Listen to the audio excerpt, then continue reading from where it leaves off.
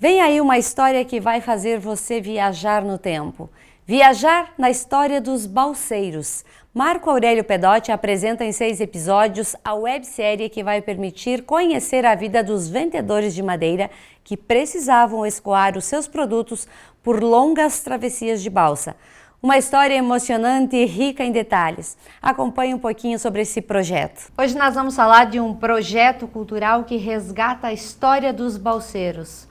Uma história que pouco de nós conhecemos, mas riquíssima em detalhes, e é importante a gente prestar bastante atenção nesses detalhes que fizeram do nosso povo, esse povo tão batalhador que é de Santa Catarina e do Rio Grande do Sul. E para falar sobre isso está aqui conosco o Marco Aurélio Pedotti, e ele vai nos contar dessas andanças e conhecimento dessa história tão rica e tão cultural. Bem-vindo.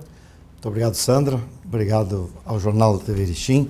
Obrigado à nossa querida TV Erechim pela oportunidade.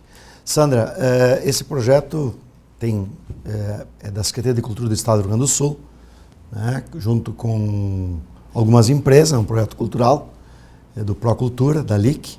E nós vamos falar sobre TV Sangue Gaúcho apresenta Revivendo a História dos Balseiros do Rio Uruguai. Não é das balsas de travessia, as balsas de madeira. O Rio Uruguai, numa certa época da história, e na década de 50, mais ou menos, meados de 50, usou como via fluvial o Rio Uruguai. Então, muita história de madeira que se desceu rio abaixo e que só eram largadas as balsas do Rio Uruguai, e os balseiros, que eram os que trabalhavam com essas balsas de madeira, que era uma espécie de jangada, né? Levava daqui da região do Goiuém, de Itá, seria o oeste de Santa Catarina e o norte do Rio Grande do Sul, por Rio Madeira até São Borja.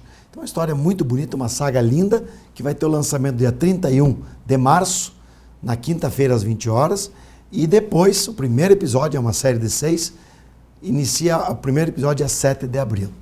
Marco, e nessas andanças, tu tem visitado várias pessoas que fizeram essa parte da história acontecer, principalmente em Santa Catarina.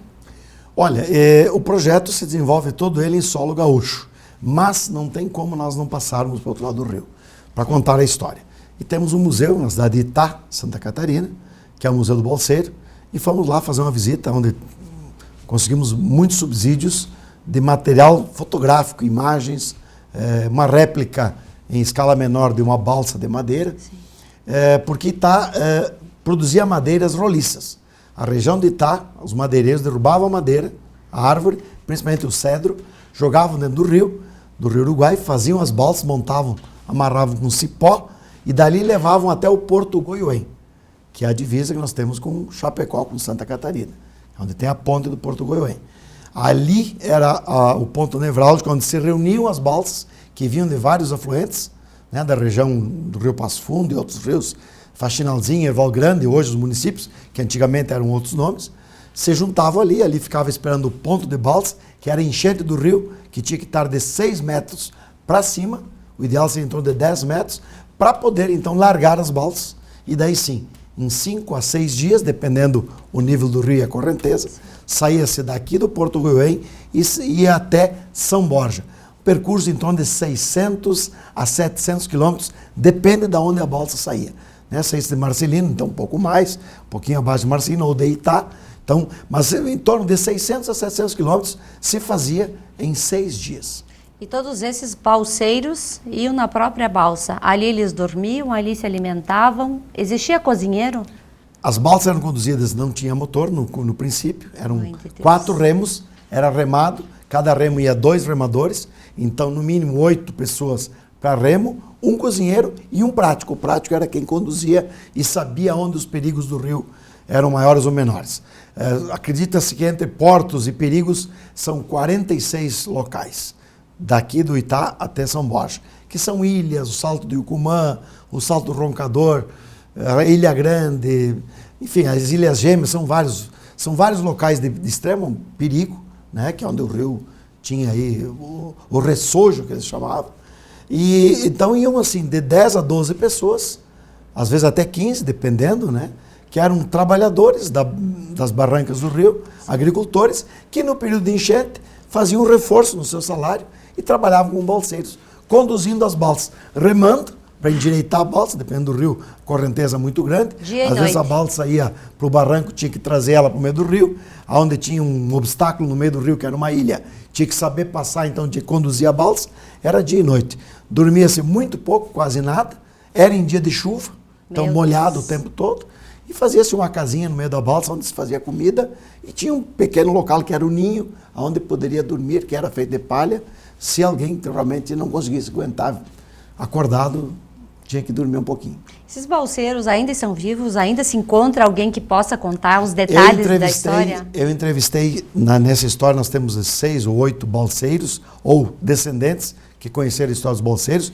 Seu Pedro Mendes de Passo Fundo é o balseiro mais antigo, 94 anos vivo, que andou, né, fez em torno de quase 100 viagens, lembrando que as balsas só desciam quando o rio tinha enchente, isso daria em torno de 3 a 4 vezes por ano. Né? Tinha anos que dava seca, não tinha enchente, as balsas ficavam ancoradas, né? E quando largava tinha que levar até São Borja.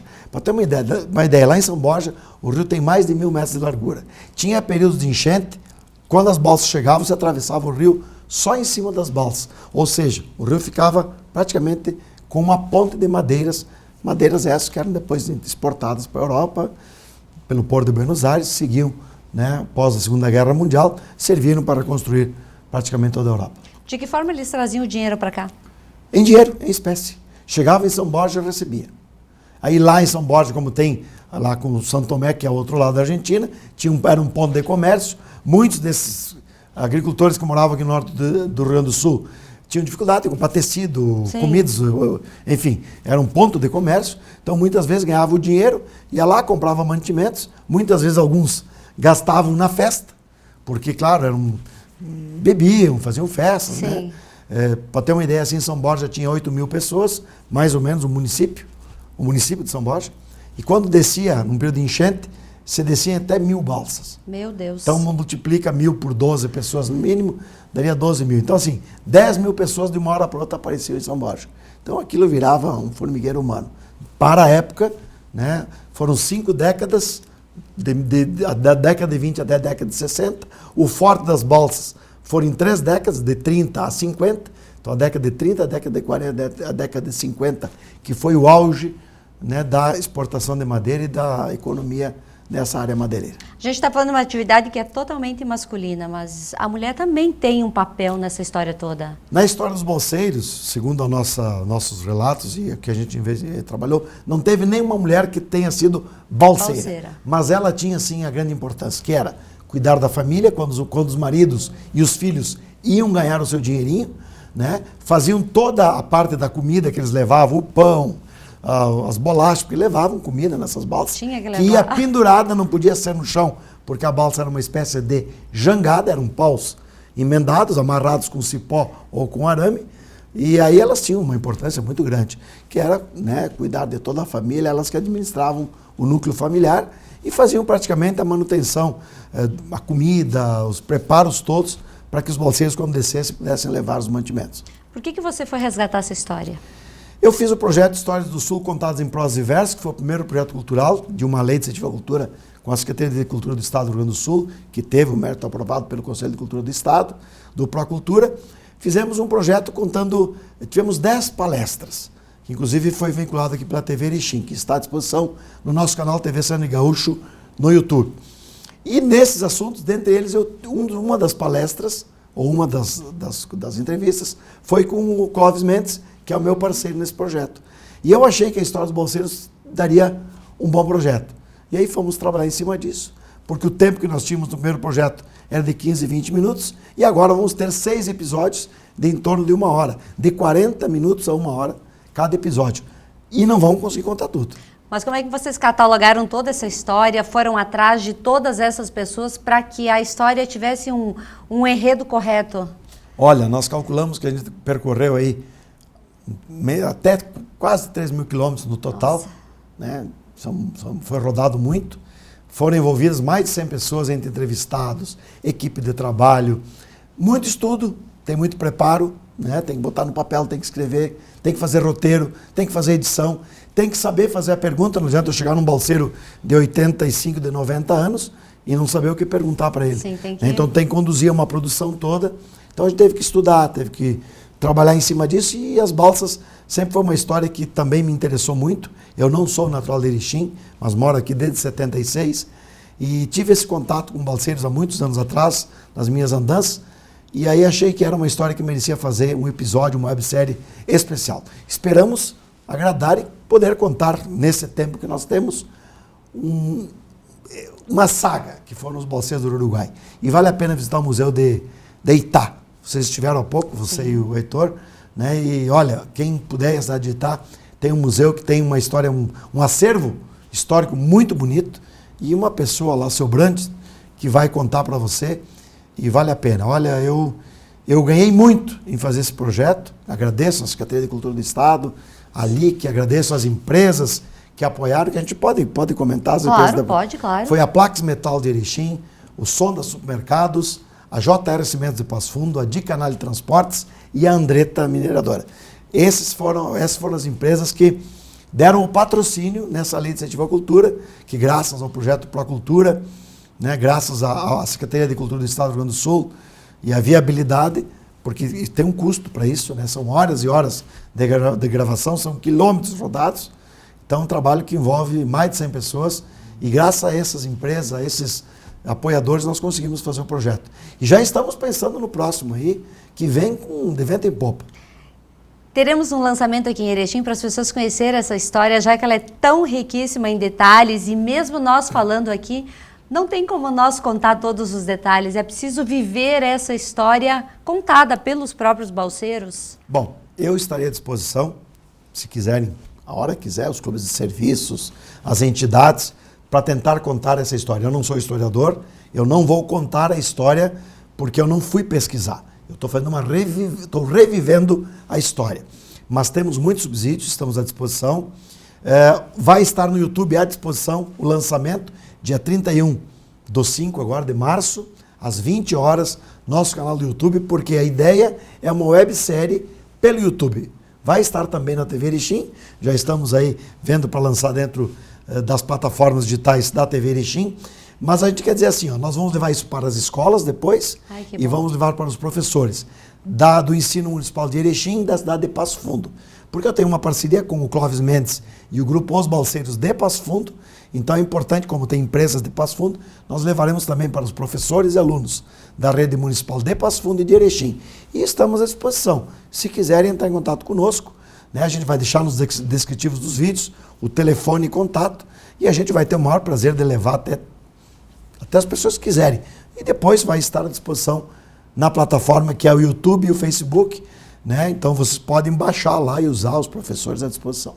Parabéns por se envolver num projeto tão importante, tão rico em tanto detalhe. É difícil a gente descrever a emoção de ouvir de um próprio balseiro a história, de conhecer de como eram as ferramentas utilizadas na época, o tanto que eles sofreram, entre aspas, né, porque os recursos que eles tinham é diferente de hoje, de deixar a família em casa, deixar a esposa, muitas vezes filhas... E não saber se voltava. E não saber se voltava. Existe um detalhe muito rico na história, que os bebês, a borda da concha onde eles nasciam era derramado cachaça, então é uma história bem legal e as pessoas precisam conhecer para saber como é que era na época. Assistam a websérie, TV Sangue apresenta, Revivendo a História dos Balseiros do Uruguai.